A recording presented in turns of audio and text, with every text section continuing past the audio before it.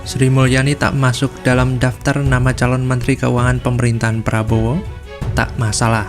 World Bank sudah cium bau amis pemerintahan Prabowo? Kalau kemudian rejim Pak Prabowo seandainya jadi itu tidak memanfaatkan fasilitas yang disediakan oleh Bank Dunia, ini kan sebenarnya fasilitas Bank Dunia kan, kan nggak mungkin ekonomi Indonesia itu menjadi autarki itu, dan itu menunjukkan bahwa Prabowo harus beralih pandangannya dari barat ke timur, ke Cina misalnya kan, kan orang akan mencari kepastian. Nggak ada Sri Mulyani artinya ekonomi Indonesia itu akan sangat boros, kira begitu kan. Kalau mau berhemat ya mesti pakai cara Sri Mulyani lagi kan. Tapi pemborosan itu akan membebani politik Prabowo nanti, karena memang mungkin kalau masih pakai Sri Mulyani nggak akan kasih uang untuk kasih makan 400 triliun proyeknya Prabowo. Halo, kembali lagi dengan saya Endra Caniago di channel Suara Rakyat. Saat ini beredar 4 nama calon Menteri Keuangan atau Menkyu di era Prabowo Subianto dan Gibran Rakabuming Raka. Namun, nama Sri Mulyani, Sri Kandi Indonesia yang piawai mengatur keuangan negara itu tidak ada. Seperti telah diberitakan sebelumnya, media asing Bloomberg membocorkan nama yang diincar Prabowo Subianto untuk menjadi Menkyu di masa pemerintahannya mendatang. Media asing itu mengungkap ada 4 sosok mantan pejabat bank yang dibidik oleh Prabowo Subianto. Keempat orang itu adalah Menteri Kesehatan Budi Gunadi Sadikin, Wakil Menteri Badan Usaha Milik Negara Kartika Wirjoatmojo, kemudian selanjutnya Ketua Dewan Komisioner Otoritas Jasa Keuangan Mahendra Siregar, dan Direktur Utama PT Bank Negara Indonesia Royke Tumilar. Prabowo Subianto menganggap mereka yang cocok sebagai peran Menteri Keuangan karena keahlian finansial dan kemampuan memimpin secara efektif. Prabowo Subianto juga disebut tak akan menjadikan posisi Menteri Keuangan sebagai posisi tawar-menawar politik. Pasalnya, jabatan itu disebut di atas politik, sehingga dibutuhkan orang yang benar-benar teliti serta piawai dalam mengelola anggaran negara. Namun, kendati demikian, Bloomberg mengatakan line up alias nama-nama calon Menteri Keuangan tersebut bisa saja berubah sepenuhnya.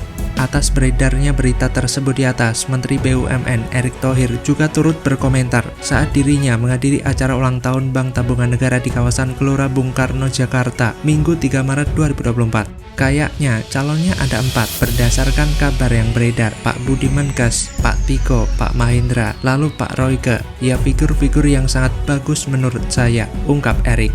Di tengah viralnya kabar tersebut, Sri Mulyani tampak tetap menunaikan tugasnya sebagai bendahara negara dengan baik. Dirinya bahkan sempat mengunggah foto bareng Presiden Joko Widodo atau Jokowi dan Ma'ruf Amin di Instagram pribadinya pada Senin 4 Maret 2024. Dalam keterangannya, Sri Mulyani pagi kemarin melakukan lapor singkat hasil G20 Brasil kepada Presiden Joko Widodo. Ia juga sempat melakukan rapat soal BBM rendah sulfur. Di sisi lain, jika menurut Rocky Gerung, dia berpendapat bahwa era Sri Mulyani mungkin sudah selesai. Gerung juga mengatakan bahwa Sri Mulyani mungkin sudah ditegur oleh World Bank agar tak ikut-ikutan menyusun rencana berbahaya bagi Indonesia.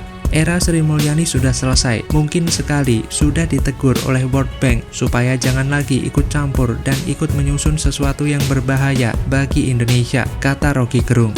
Hal ini bukan tanpa alasan. Rocky Gerung mengambil contoh program makan siang gratis yang diusung oleh Prabowo Subianto dan Gibran Rakabuming Raka. Menurutnya, program itu bisa menjadi ladang basah untuk munculnya korupsi secara sistematis di Indonesia. Karena makan siang itu dianggap sebagai salah satu hal yang rantainya akan panjang. Harga satu piring di Jakarta itu mungkin bisa tinggal 1 sendok kalau sudah sampai di Papua, dan Bank Dunia pasti menghitung itu tidak efisien, tandasnya. Mungkin saja Sri Mulyani juga sudah berpikir mengenai hal tersebut, dan dia pasti tidak ingin ikut terlibat dalam ladang basah yang sangat bisa memunculkan korupsi tersebut. Serta sepertinya juga Sri Mulyani bakal lebih memilih untuk kembali bekerja di World Bank karena pastinya akan lebih bersih. Lantas bagaimana kalau menurut Anda?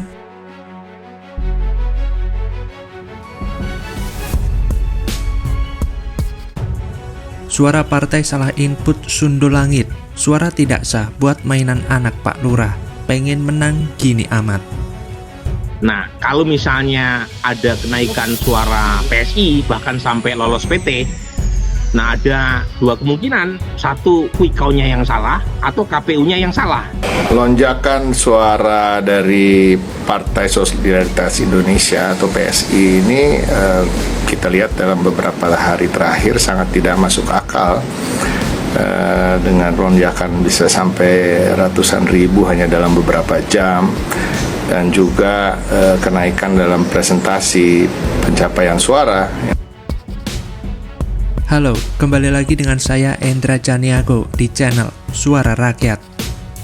PSI mungkin sedang jadi sorotan luas karena jumlah suara yang mendadak meledak dengan jumlah yang dianggap banyak orang mencurigakan, serta kabarnya perolehan suara PSI tertukar dengan suara tidak sah di sejumlah TPS saat terjadi lonjakan suara. Hal tersebut terlihat lewat situs resmi Sirekap KPU per minggu kemarin. Ada perbedaan antara Sirekap KPU dengan formulir model C1 plano di sejumlah TPS. Menurut penelusuran CNN Indonesia yang mencocokkan hasil Sirekap dengan formulir model C1 yang diunggah lewat situs resmi pemilu 2024.kpu.go.id, hasilnya suara sah yang didapatkan PSI di Sirekap tidak cocok dengan perolehan suara di TPS. Misalnya, TPS 004 di Kota Cilegon, Banten, dari data Sirekap, suara PSI tertulis 69 suara, sedangkan suara tidak sah 1.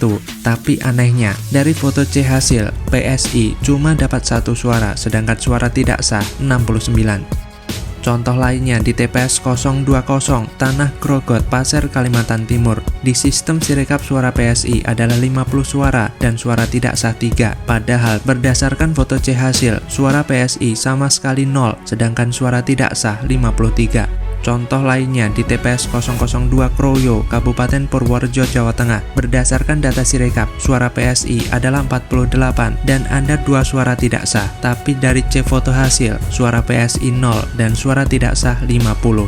Berkaca hal-hal seperti itulah lonjakan suara Partai Solidaritas Indonesia atau PSI pada pemilu 2024 ini dalam kurun waktu singkat dianggap sebagai hal yang sangat tidak wajar. Maka dari itu, Komisi Pemilihan Umum atau KPU serta Badan Pengawas Pemilu atau Bawaslu diminta agar jangan menutup mata atas dugaan ketidakwajaran lonjakan suara PSI ini. Direktur Eksekutif Carta Politika Indonesia Yunarto Wijaya, Senin 4 Maret 2024 menganggap menggelembungnya suara PSI merupakan hal yang tidak wajar. Pada Jumat pukul 20 hingga pukul 00 atau dalam kurun waktu 4 jam, suara PSI naik 22.000 lebih suara dari TPS 202, yakni 3,08% menjadi 3,11%. Padahal Yunarto mengatakan jumlah suara per TPS hanya 300 suara dan partisipasi pemilih rata-rata 70% atau hanya 200 suara. Ada 40.000 lebih pemilih pada TPS 202, berarti separuh lebih warga memilih PSI. Ini tidak masuk akal karena ada 18 partai yang bersaing, ujar Yunarto Wijaya. Menurut Toto, sapaan akrab Yunarto Wijaya, partai harus memiliki pegangan angka yang valid agar tidak terjadi kecurangan. Publik juga harus memantau ketidakwajaran suara yang masuk ke KPU, apakah ada sebuah indikasi kecurangan atau tidak. Rekapitulasi manual yang dilakukan KPU secara berjenjang dari mulai tingkat kecamatan hingga nasional juga dinilai Toto seakan-akan menghiraukan data Sirekap, padahal data Sirekap adalah data yang dilempar ke publik. Ini bukan menuduh atau menggiring, tapi cuma menyampaikan kembali temuan dari media soal kejanggalan penambahan suara PSI. KPU belum kasih komentar terkait kejanggalan ini. Memang ada penegasan dari Komisioner KPU, Idam Holik, bahwa Sirekap tidak digunakan sebagai penentu hasil pemilu, karena rekapitulasi saat ini masih di tingkat kabupaten atau kota, kemudian akan dilakukan di tingkat provinsi, dan lanjut ke rekapitulasi tingkat nasional yang digelar di kantor KPU.